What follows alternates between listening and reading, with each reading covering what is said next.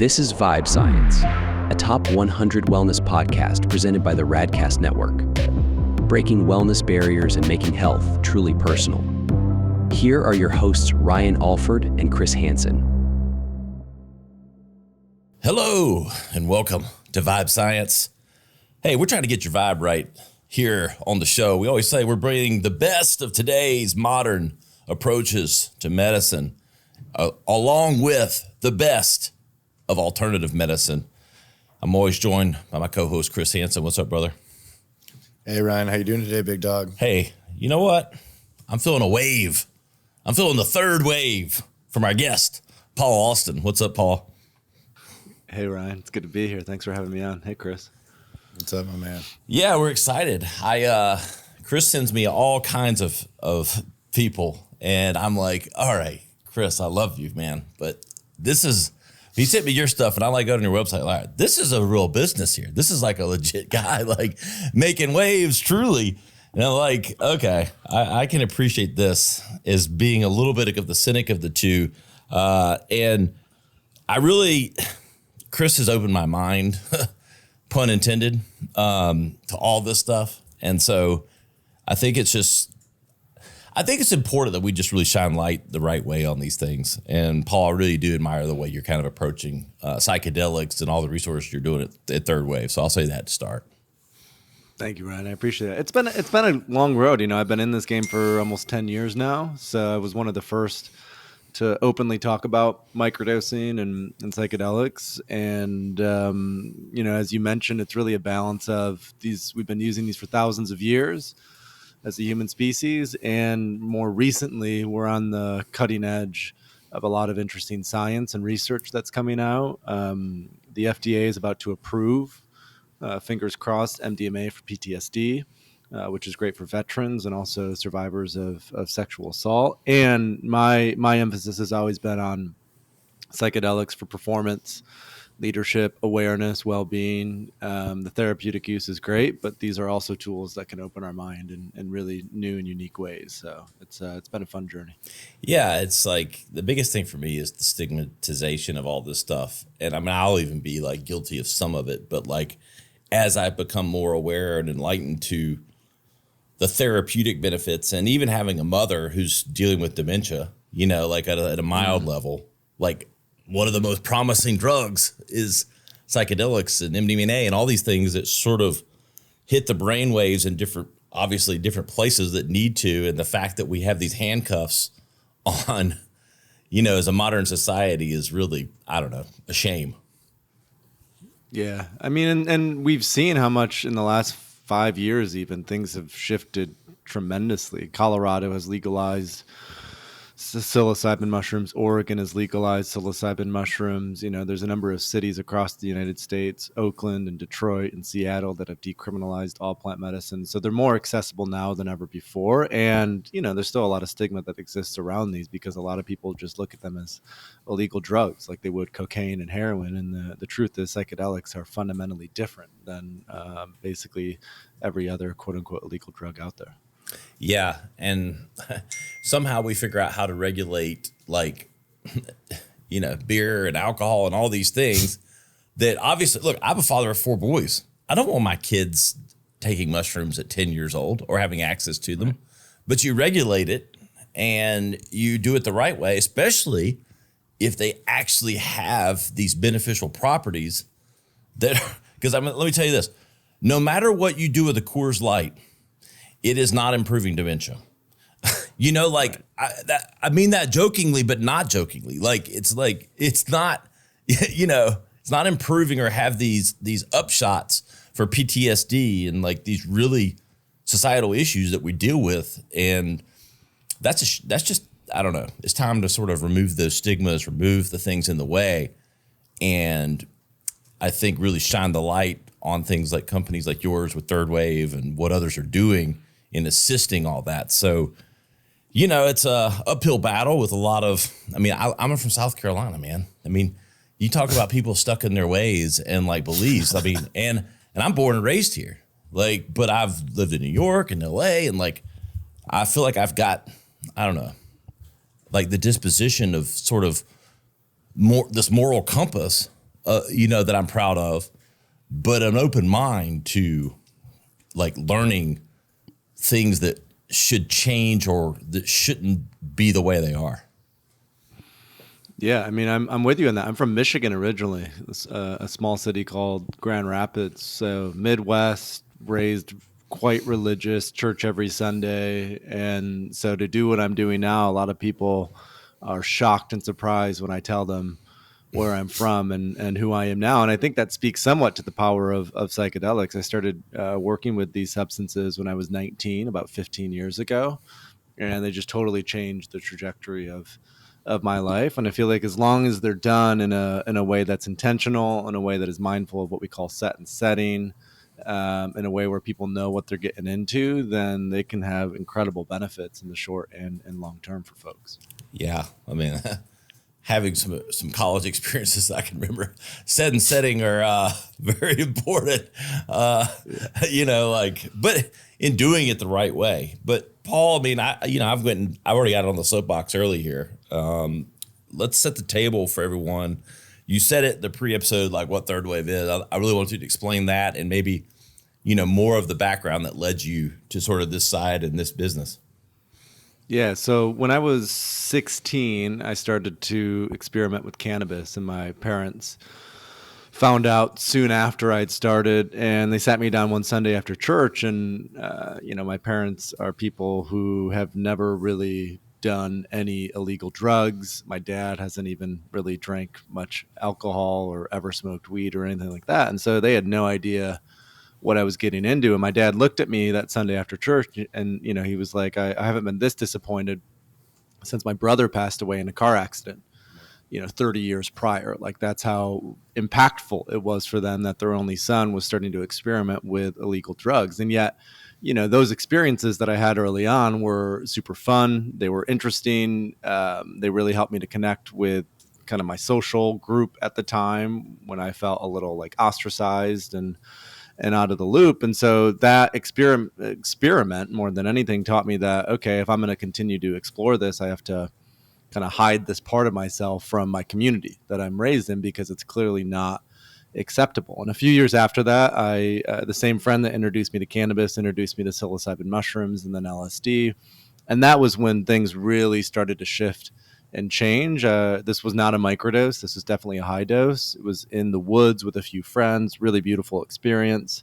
And from that, I came to realize, the issue isn't with me so much as the issue is the community or the context that I've been raised in. That a lot of people are scared of these. They don't want the sort of authenticity to come forward. And so I just started following my own path at that point in time. And I moved to Turkey when I was 21, where I taught English for a year. I started to do the digital nomad thing, where I was building an online business, and found myself in Budapest soon after that. 2015 was doing LSD again with a couple friends, and we were just reflecting on all of the momentum in psychedelics and cannabis at that point in time. A few states had legalized cannabis at that point in time.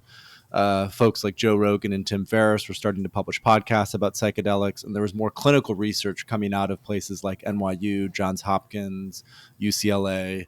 They were really starting to explore these in a more clinical and therapeutic way. And so we thought at that point in time, this is going to rapidly become more acceptable. How do we frame psychedelics in a way that feels acceptable to a mainstream audience? And so we really, at that point in time, focused on microdosing as the tip of the arrow. We thought a lot of people might be intimidated by taking 5 grams of mushrooms, but if folks can start in a much easier way with a low dose and just see how it helps them have a better mood and more energy and maybe sleep a little bit better, then it could really change how they perceive these substances. And so that's where third wave came from. The first wave being ancient and indigenous use. I studied history in undergrad, so I always love to look at where we've been before. And the fact is, we've been using these substances for thousands of years, especially in the West. Plato, Aristotle, Marcus Aurelius, they all participated in these things called the Eleusinian Mysteries back in ancient Greek and ancient Roman times. And that was where all of the elite went to have this death and rebirth experience that we know of from high doses of psychedelics. So Thousands of years we've been using these, and we learned a lot about ritual and ceremony and set and setting from that ancient historical use. But then in 1943, when LSD was invented and then discovered, it started the second wave of psychedelics, the counterculture. And a lot of people think of the counterculture as, folks just doing a bunch of LSD, turn on, tune in, drop out was the phrase that Timothy Leary coined at that point in time. But what a lot of folks don't realize is there was over 1,000 clinical papers published on the efficacy of LSD to treat addiction, depression, anxiety, you name it. There was a research study done on LSD, but unfortunately, it got tied up to the Vietnam War and the protesters. And so in 1968, Richard Nixon made LSD, psilocybin mushrooms, all of that illegal. It was not scientific. It was purely political. And that really set the whole thing back. But what we took from that second wave is the clinical research and the precision side. And so when we started this third wave of psychedelics, we were really looking at how do we integrate those two, the sort of ancient or even Eastern perspectives of what psychedelics can bring, and the more modern perspective of we can also do clinical research on this. We can understand the pros and the cons, the benefits and the risks. And what's important is, as I mentioned before, the set and setting. What's your mindset going into these experiences, and what's the environment that you're taking it in? And unfortunately, that's where a lot of people got it wrong in the 60s is, it wasn't that LSD was the problem. It's that they were just doing way too much LSD at the time. And that if we could let folks know that you just need to take a little bit to actually experience the benefits, and that could really shift it. And so, a fun stat that I discovered a few weeks ago, over 8 million people took psilocybin mushrooms in the United States last year in 2023, which about 3% of the population, and over 4 million people microdosed in 2023. So that's a huge shift from when I started it in 2015, where I think, maybe 1 million or 2 million people had tried mushrooms at that point in time. It's growing exponentially now, which is exciting to see. Paul, should we start calling you the godfather of microdosing? I'm like the junior. There's this guy, Jim. I'll talk about Jim Fadiman a little bit. Jim wrote a book called The Psychedelic Explorer's Guide. He's like an OG from the 60s, was a researcher at Stanford, and he was on the Tim Ferriss podcast in 2015 talking about microdosing, and he was my first mentor in this space. So I learned a lot from him. And he's in his mid 80s now, but I'm kind of the next wave, next generation that's representing this. So once he's done with his time here, that might be appropriate. But I'll pan that off on him for the time being. Yeah, I think listening to you talk and like thinking about like we talk about the stigmas and stuff, it's like the industry hasn't like in the past hasn't helped itself like in a lot of ways. I think in like legitimizing this in some ways, it's like, well, and I'm just like lump like whether it's marijuana or mushrooms or whatever, like this other category of things that are all proving to have these medicinal benefits, over with all the studies that are coming out. But it's just like, I don't know, the stoner personalities and the the woo-woo-ness of it all. And then there's guys like you and a lot of the guys we've had on the show and other things that are like professional, and running companies and, talking about these things from a point of knowledge, education, and intelligence. And it's like, that's, I think, where we're gonna get this divide because, like I said, using the analogy of like in South Carolina, if you talk to like, one of the, I don't know, lawmakers in South Carolina or somebody that's just on this old school, bandwagon of, weed or mushrooms will always be, criminalized. It's like, but why? We can't have these intelligent conversations because of these age-old stigmas and everything. Anything that we can do to sort of knock that down will benefit getting this sort of to the other side, the fourth wave, whatever it is, right?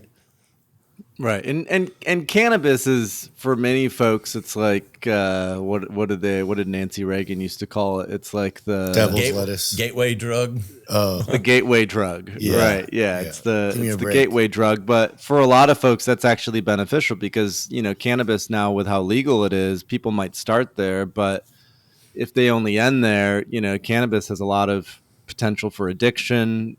It can be highly disassociative. I know a lot of people who thought cannabis was healthy and now they can't really navigate their lives without smoking it, a few times a day at points in time. Whereas psilocybin mushrooms, LSD, a lot of these psychedelics, they're anti-addictive. Folks will do them in high doses, maybe 1 or 2 or 3 times a year, and they'll microdose in between that. And psilocybin, LSD it's way safer than things like alcohol, tobacco,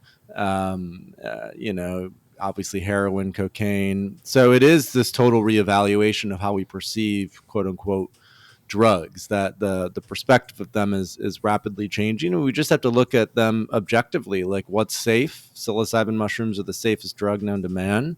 What's addictive or harmful? Alcohol is much more harmful than psilocybin mushrooms. So I think just having these honest conversations and pointing to the research that's now been done over the last 10 or 15 years, there's so much that's coming out. And now there's a lot more coming out because billions of dollars have been invested in this space over the last 5 years or so. Where does this? Obviously, you talked about some of the numbers. Like, obviously, things are changing. But a guy like you that's you're at the ground level with all this stuff. Mm-hmm. Like, maybe for our audience listening, that's like me, that doesn't know like every single in and out of like where things are headed, how far we've come. Like what are sort of the roadmap or opportunities or things, milestones, things that have happened or that can be seen around the corner from all of this?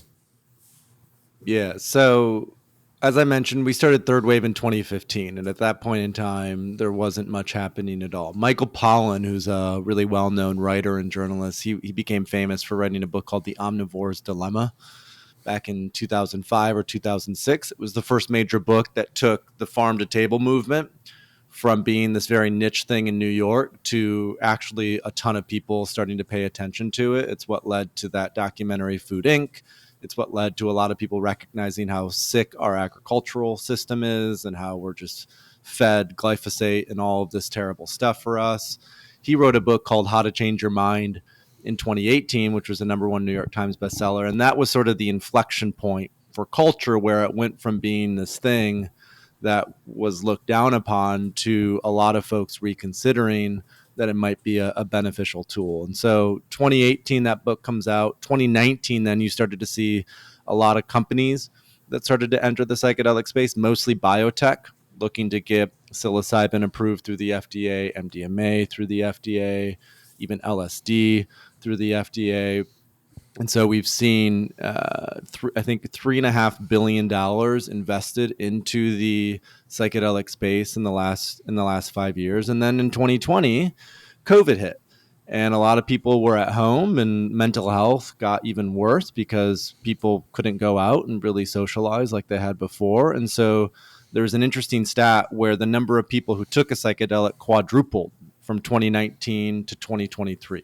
So 4x the number of people took a psychedelic, largely because of the lockdowns. And that was in 2 main things. Microdosing was huge, but then also telemedicine ketamine, where there was something called the Ryan Haight Act that was passed in COVID, where because no one could leave, people could get prescriptions sent to their home. And so a lot of people started to use ketamine because it's a legal psychedelic. It's available everywhere. And that was really helpful for depression and anxiety. And then around that time is when Oregon legalized psilocybin mushrooms, the election of 2020. They gave the stamp of approval. That started in 2023. Colorado legalized psychedelics in 2022. And as I mentioned before, at the beginning of the episode, MDMA is on the verge of approval by the FDA to treat PTSD. So my expectation is in the next 5 or 6 years, we'll probably see MDMA, psilocybin, and LSD approved by the FDA to treat PTSD, depression, and anxiety. Those are the three main indications that they're going for. But I would also expect that there will be more states like California, New York, Massachusetts, even Michigan is considering a bill to legalize psychedelics. There's a lot of cities that have also decriminalized psychedelics, which means they're the lowest priority for law enforcement. You know, we have a fentanyl crisis right now in the United States, and all of the law enforcement is really focused on that. And so you've seen the sort of growth of the underground industry, where even in my sort of conservative estimate, there's probably in the underground $100 million that's trading hands per year just from people who are buying microdoses or people who are, you know, working with ketamine, or people, you know, we at Third Way, we even sell a mushroom grow kit. So you can essentially grow your own mushrooms now at home. It's just a little thing that goes in a drawer. So by the end of this decade, I think the majority of Americans will have legal access to psychedelics in some way, shape, or form. And that's specifically indicated by a study that came out of Cal Berkeley last year that said 61% of Americans now support legal psychedelic assisted psychotherapy, meaning they support the legalization of clinical psychedelics to treat things like PTSD, depression, and anxiety, because the fundamental truth is Prozac, Zoloft, Lexapro, you know, these classic psychiatric medications, they can sometimes work in the short term to help, you know, with immediate suicidality or depression. But people end up staying on them for 5 years, 10 years, 20 years. They can never get off of them. And folks want new modalities. They want new substances that can actually help. And SSRIs tend to just numb. They help you in the immediate, but they don't get to the root of it. And what psychedelics do is they really help with something called catharsis, which is, you know, if you have a trauma, how do you actually get into the subconscious and unconscious so that trauma can be released and looked at and integrated? And that's why psychedelics are looking, you know, it's looking to be a very effective treatment for folks who struggle with things that nothing else has worked for.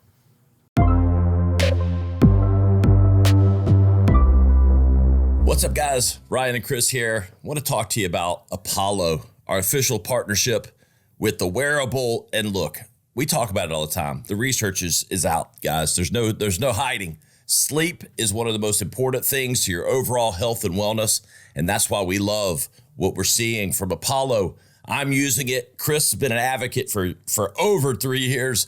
Talk about it, Chris. I know it's been helping with your sleep. Yeah, man, I'm super stoked. The Apollo wearable device, I've been using this for 3 years.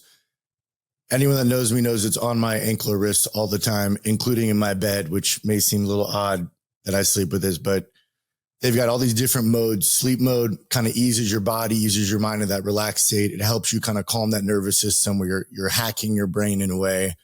But I'll tell you what, you can even set it on a schedule where it'll ease you into sleep. Then you can set it 6 a.m., 7 a.m. It'll gently wake you up. All of a sudden, it's vibrating faster. It's pulsing faster. It's sending this frequency through your body, alerting your nervous system, time to wake up. So tons of uses. You can set it where it's easy to work for you. Set your schedule through the day, energy, social, sleep, calm, meditate, anything you want. There's a different mode for. Look, ApolloNeuro.com, 15% off. Use Vibe Science, VIBE Science. This is a great deal with a great partner that's leading innovations. You won't believe the data. You won't believe the results, just like Chris. We'll see you soon. Chris, I'll let you jump in here. I got a couple other questions, but I'll let you jump in with any thoughts here. Bravo. You're just spitting so much info. I love this right now because I'm a huge advocate for this and this movement. Because everything you're saying, I lived it. Like I was on Lexapro. I dealt with addiction. I dealt with anxiety. I dealt with depression. I dealt with trauma. And then microdosing, I think I started about 2 years ago. It's like, I don't know how to explain it besides like, I feel this is how I should have felt my whole life. Right. And I think it gives you the ability just to process things. I think we get stuck and we're so distracted that we're not even processing normal stuff good enough, let alone heavy things. Where it's like this just opens a few more doors and lets you process and I think move forward with life. I think that's just a simple way that I put it. But in touching on the stigmas, because even I was a victim of that, you know, and I think I was thinking of all these movies like Cheech and Chong, Dude, Where's My Car? All these movies portraying like psychedelics, pothead type. And that's just the category it was all placed in. Mm-hmm. And even I like never touched psychedelics, I think till I was like 33, you know, and 2.5 years off alcohol, still trying to work out some of my stuff, you know. I'm like, all right, I've given up all this stuff, but there was still some stuff I need to work on. And it just opened my world. I mean, I'm such an advocate for this. I think it's one of the most powerful tools on the planet that we have to help people, not even just medically, but emotionally, spiritually, everything. So, and a lot of it's straight from nature. Like, you know, like go figure. Right. I mean, especially when you talk addiction, it's like, I tried every way, you know, every type of rehab, every type of way, Suboxone therapy. None of that shit worked. None of that shit. And I would venture to say even the psychedelic assisted therapy, part of getting sober, they say, is to have a spiritual awakening. I'd been sober many other times in my life for 2-3 years at a time. But it wasn't until I integrated the psychedelic therapies, whether it's microdosing or some of the other plant medicines, real healing and real change happened. Right.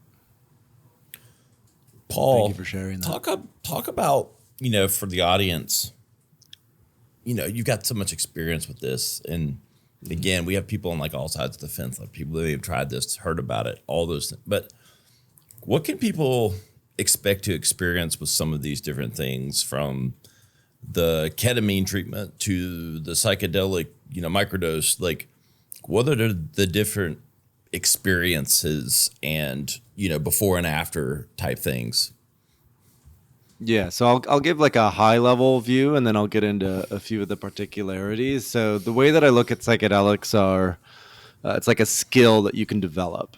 And so just like you can learn to become a better writer or a better cook or, you know, a better athlete, there's ways that you can work with these different substances that will help to facilitate healing and transformation. And so the three aspects of that are what's the substance you're using. So is it ketamine? Is it psilocybin, LSD, ayahuasca, even something like 5-MeO DMT, which is also called bufo. So the substance, you know, and a lot of people lump those all in together, but the truth is ketamine and the experience with ketamine is very different than the experience with ayahuasca. And so depending on where someone is at in their journey, they may choose one versus the other. So the first one is the substance that is used. The second one is how much of that substance.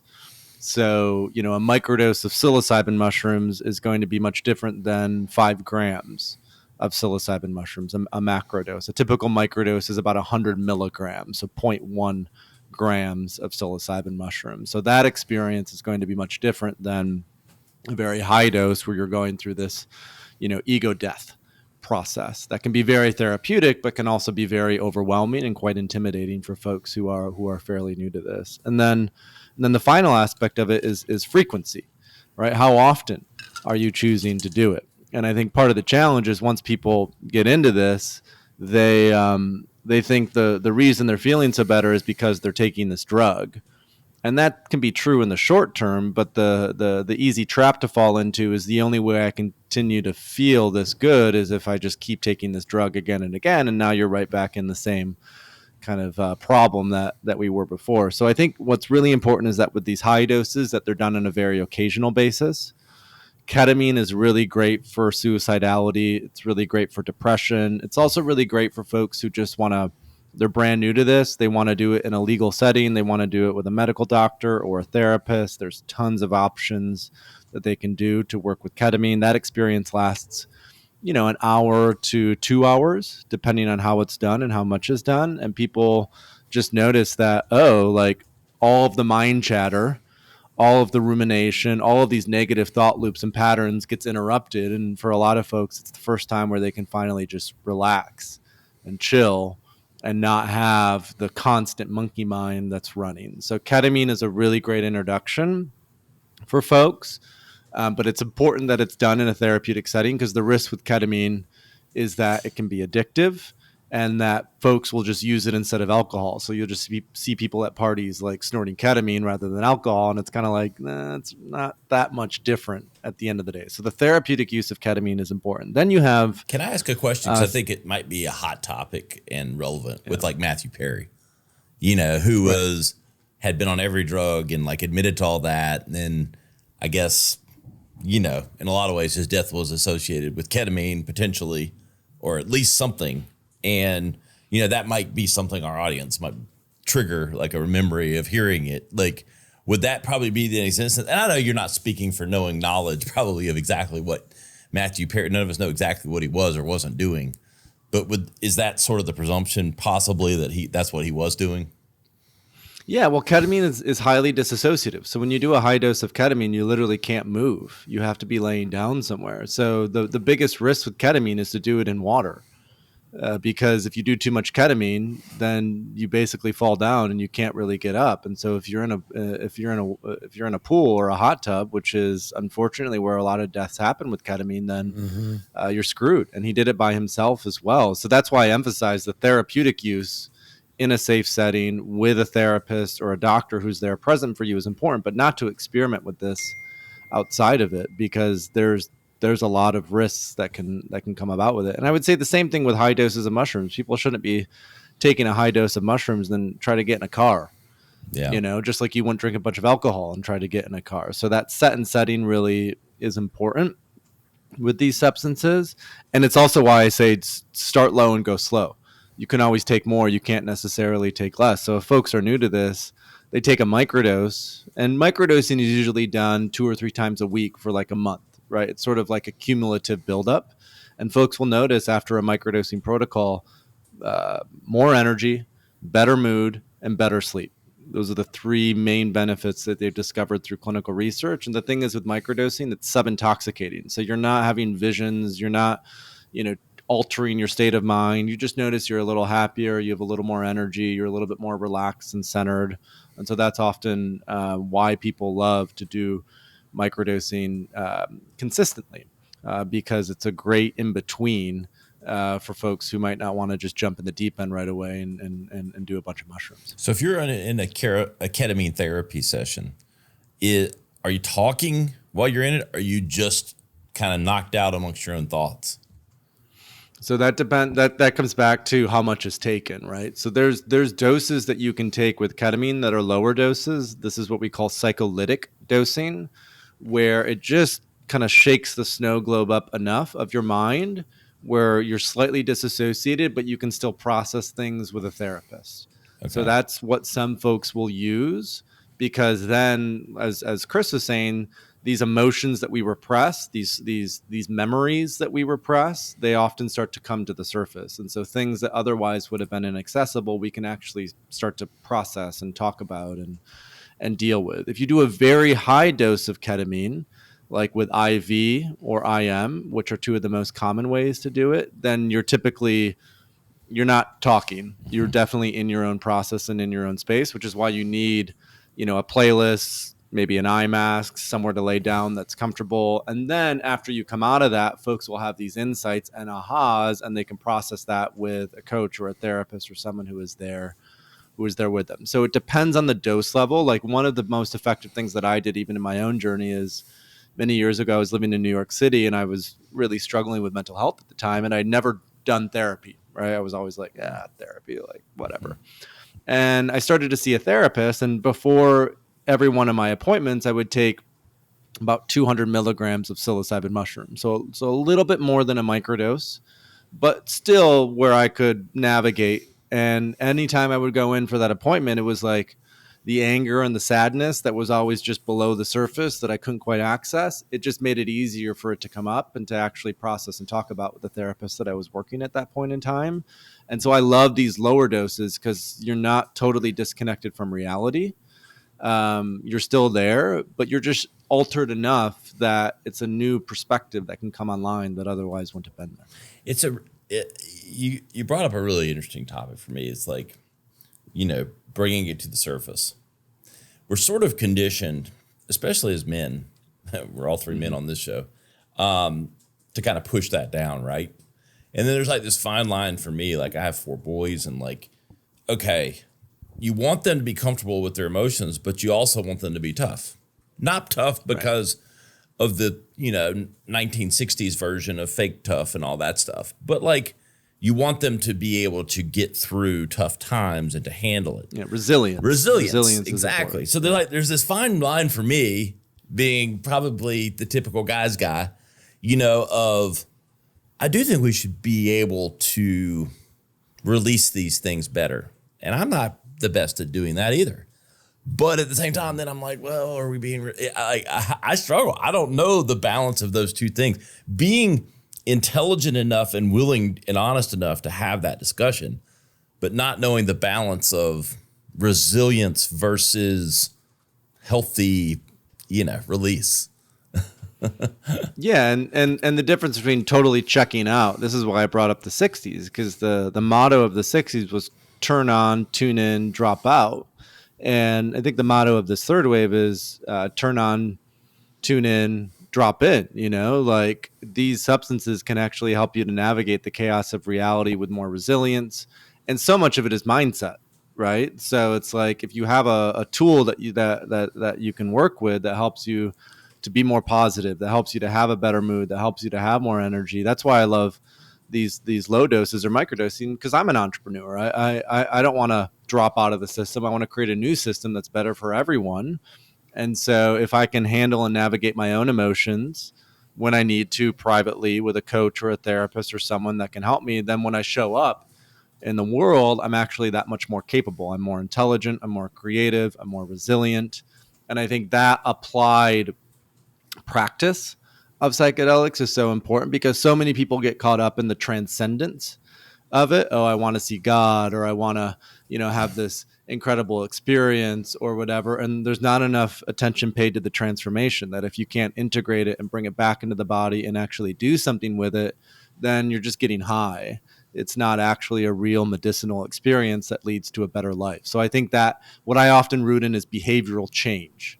How are you actually changing the behaviors of your day to day so you can show up with more capacity for your family, with more capacity for your business, with more capacity for the world around you? And that's the difference. I think you just crystallized it for me. It's like it's personal development versus leisure, recreational use. Like that's what that's the fine line difference here, right? Recreational, I don't know, vacation, whatever we want to call it, when we're using substance for that reason of relaxing or whatever, versus personal improvement and development utilizing these things. And I think the biggest thing that gets to me is like it's personal development. So, but social media is sort of, I think, where I get like, just like exhausted sometimes. Is like we all have to do personal development. And if I'm crying with my therapist over here, I'm going to cry, that's my personal thing.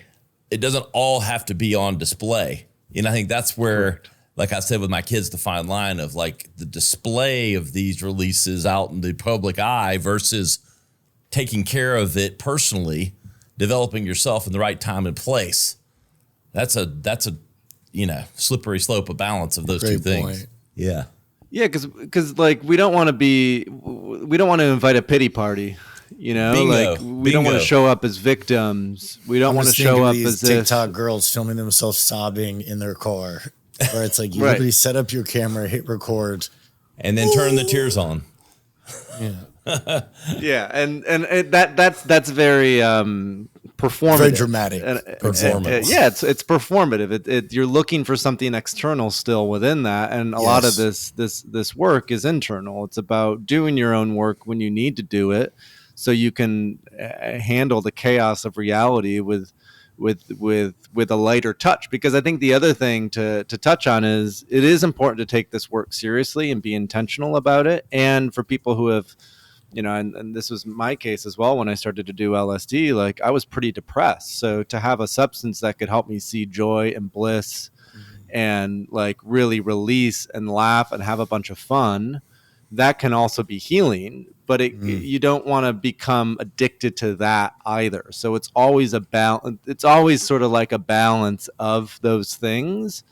because sometimes this recreation, right, recreation of beautiful magical experiences is beneficial, but oftentimes it just spins off into disassociation and an inability to take responsibility for what our life is and what we want to make of it. Yep. I mean, I've been, on the other side, like, I don't think I'm an alcoholic, but like I've had times where like, okay, it's 7 days in a row having a glass of wine or a beer. I'm like, all right, that's teetering on the other side of it, right? It's like same thing with this. It's like we got to like self-regulate a little bit here to make sure we're getting the best out of whatever it is versus, I don't know, relying on it.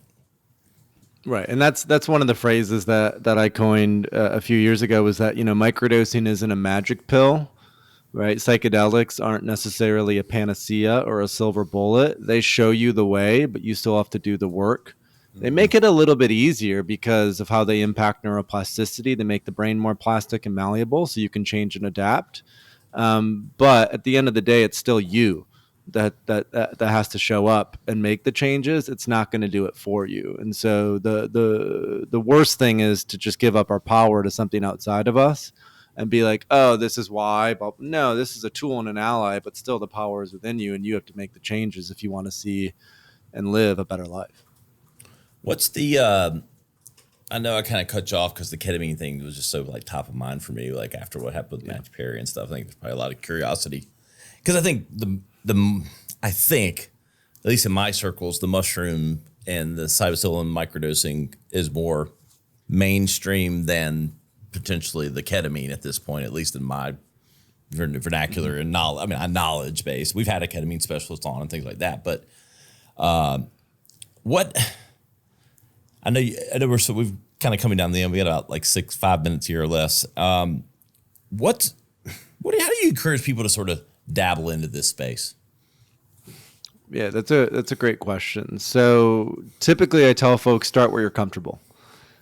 Start where you feel like it's going to be the easiest access point for you. Because once you get into this work, it can be really intense. And so that's why I'm like, if folks want to stay fully legal, work with ketamine, because it's legal everywhere. And that provides a certain level of safety for people to go into it.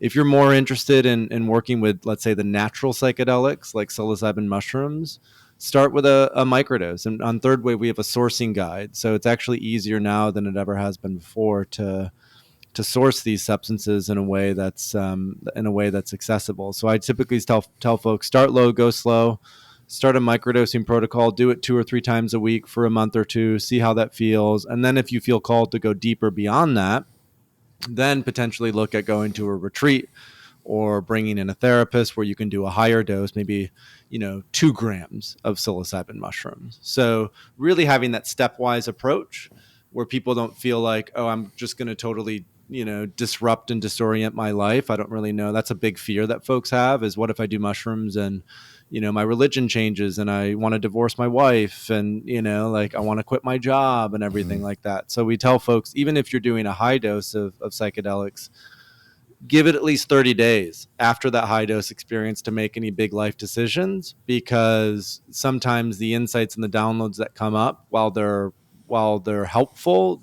they can also be disorienting. And so it's good to work with a coach, work with a therapist, work with someone who can support you, and go at your own speed. Don't feel obligated to do something just because a friend or a family member was highly encouraging it. Do your own research. Learn a little bit about these substances. We've had a podcast for 8 years now. Listen to a few podcasts about psychedelics and then make a decision, ideally with the help of someone who has been there before. That's great, Paul. I mean, the biggest compliment I can give you is you are the most credible person I've talked to on this subject. Like, and I'm not like just on paper, but like actually hearing you talk and, just the education level, the knowledge level, the depth, like it sometimes feels surface level. It feels knee deep with you. Yeah. And the one of my biggest things is like, how do I balance gravity with levity?